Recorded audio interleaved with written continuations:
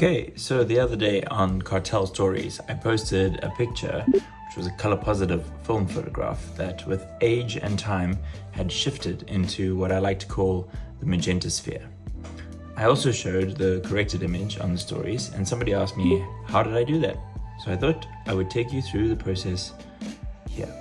Okay, this is the image in question.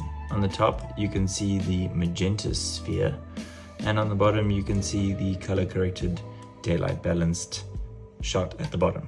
As you can see, all I did was add a little bit of contrast in the primary adjustments. All of the basic color adjustments I actually did in the tone curve. There was some playing around with all of the luminance channels over here, but what I really did was I dialed in the red, the green and the blue channels until the magenta sphere disappeared. Let's go into the red and see what the magenta sphere was actually doing at the beginning of the edit.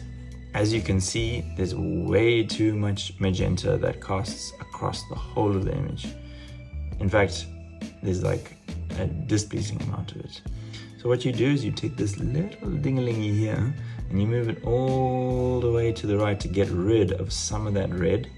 And then you'll notice that on the histogram over here, it's actually pulling the red channels across the exposure towards the darker areas in the photograph, like away from the light, away from the midtones and into where they ought to be.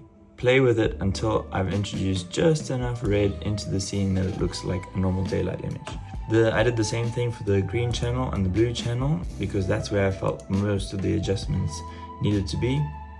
I bumped up the saturation, and basically that is how I did the color correction on this photograph. No white balance, all inside the tone curves.